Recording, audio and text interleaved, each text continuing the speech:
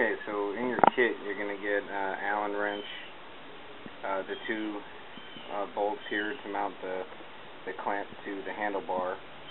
This bolt right here mounts the aluminum handguard to the handlebar, and then this guy here will mount the aluminum handguard into the butt of the handlebar, and I'll show you how to pull all that together here in a minute. Okay, I've already put on the other side, so I'm a little step ahead of everybody here. Ignore this, that's a cruise control. But what we're going to do is you need to cut your handguard off, so just the rubber part. And then you have the throttle tube. You need to take a hacksaw and cut that guy flush with the end of the handlebar here. And when you mount the aluminum handguard in here, you shouldn't have any friction. Next thing we want to do is we're going to take off this little nub on the handlebar and with a hacksaw and use a file to file it down nice and smooth. As you can see, I did it to this one. Everything's nice and smooth, and there's not enough with that little nub on there. My finger's too big for it, so now I have enough throw here where I can clear everything and still have a little bit of play and quite a bit of hand room in between. So that's what we're shooting for. Alright, so I cut that guy off. Don't forget to file that down nice and smooth so you don't have any burrs on there or anywhere. Your hands are going to be on here quite a bit, so you wouldn't want to be cutting up your fingers. It just makes for a miserable ride. Take the time, do it now, and you should be good. So that's about the distance I'm looking for. Okay, we'll put this handle guard on and see what happens. Alright, so what you're going to start out with is this guy.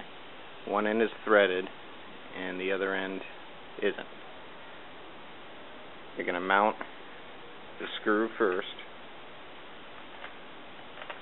like so. Take the one that's not threaded and put it up so the cut end is facing down.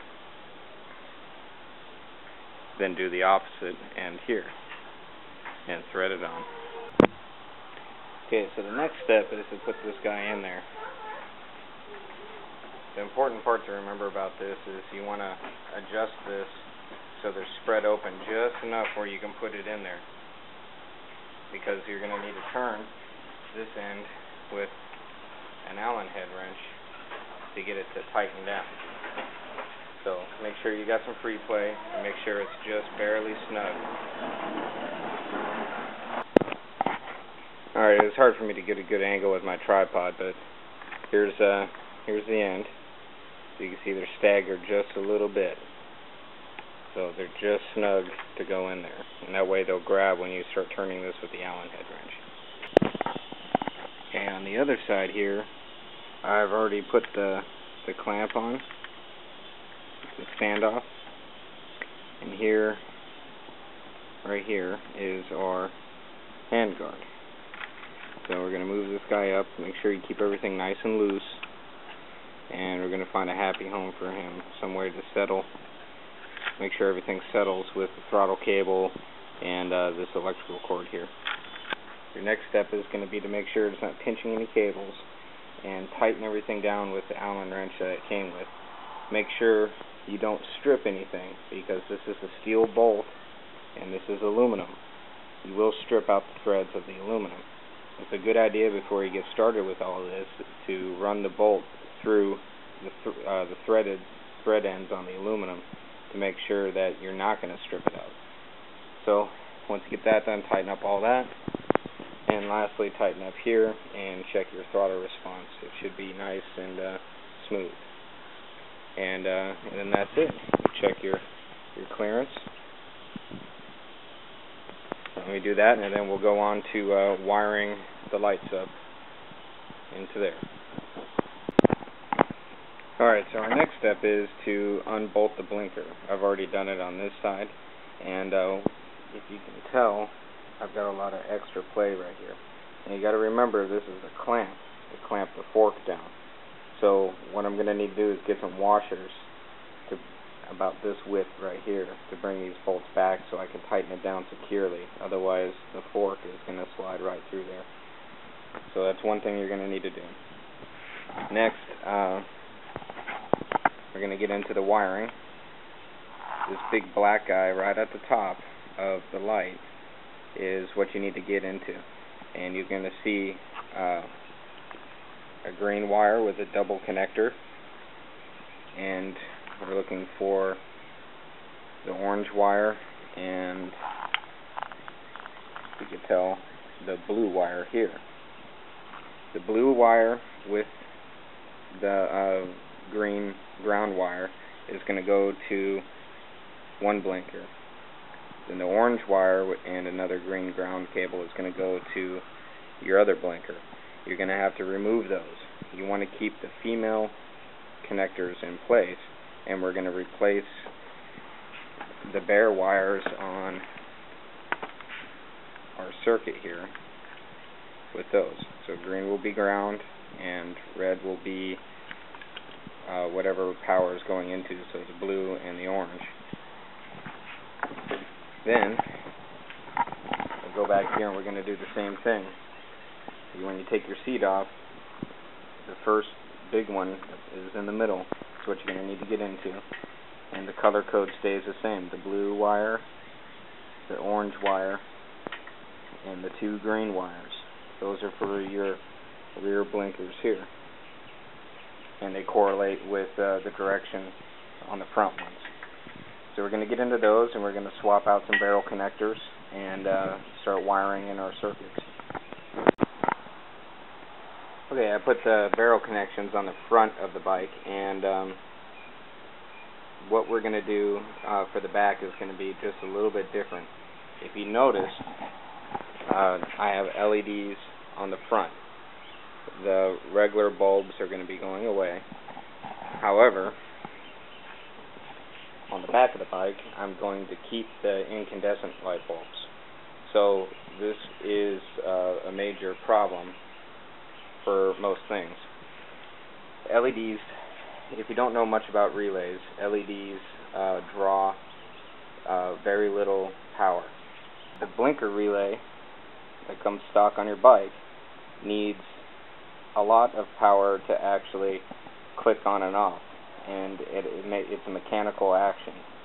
So there's a little lever in here that goes click, click, click, click, click, click, and that's the sound that you hear when you turn your blinkers on. Well, the LEDs don't draw enough power to actually make this work.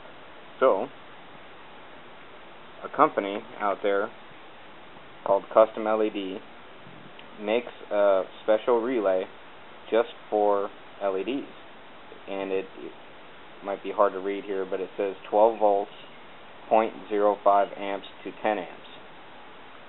This guy takes 10 amps to run. LEDs aren't drawing 10 amps, so it's not going to work. This guy takes very, very little amps to actually make the flashing mechanism happen. So what we're going to do is, since the circuit that we built earlier runs these LEDs here up at the top, it doesn't need a flashing relay. However, the ones in the back do need a flashing relay. So what I did was I bought two of these, one for each side. Now if you are just going to put LEDs on the back and on the front, then all you're going to need is one of these, and you simply take your old relay out and put this one in, and it'll be able to run all four of them easily. But I have to isolate the left side from the right side, so I need two of them, as you can see here. And what we're going to do is, when you buy them, they come with this little plug-and-play kit.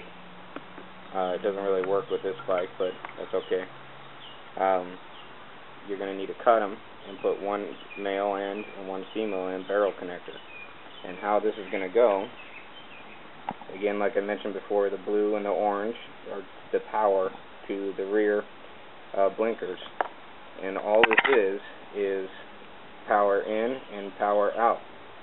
So where you unplugged, let's say the blue wire, which is right here, you're going to stick the red wire for your custom LED flasher relay in there. So that's power coming into the relay, and then power goes out to your blinker, which is this blue wire here. So male and female end, and you're going to plug into this male and that female end. And remember, you're going to do two of them. I'm going to tuck them back in here in the corner, but you're going to do two of them, one for the orange wire, one for the blue wire. You don't need to mess with the grounds, just leave them like they are.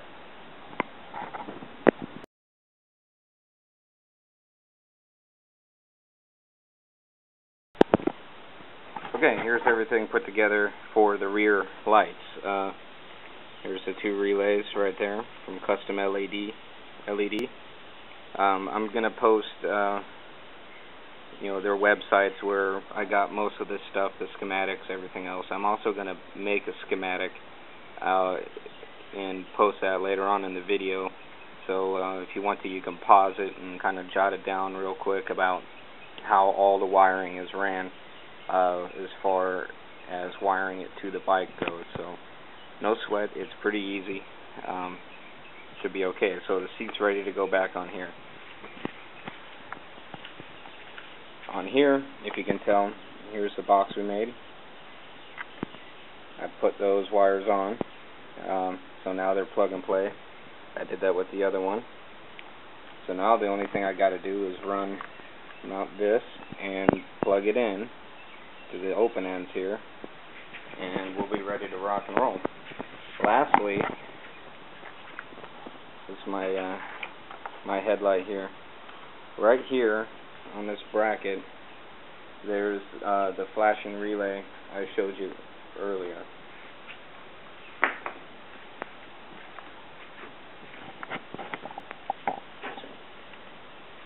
Yeah, here's the flashing relay I showed you earlier. It pushes on with this little rubber guy right here on this bracket, and this is the plug for it. Since there's not enough amps going through the system to run this relay, you don't need this relay. So you can take these wires, follow them back, and basically all you're going to do is cut these two wires and join them together with a butt connector or some solder. Okay, finally got the wiring taken care of. As you can see, I zip tied it in here. These are the boxes that we made, and I'm going to position them something like this and try to sandwich them up against here. It's definitely going to take 2 amps to do that, but here's all of our wiring going in. What I did have to do in order to get these things to work is take out the indicator bulb, and I'll show you what I'm talking about after I get the shield here buttoned up. But so far that's what it looks like.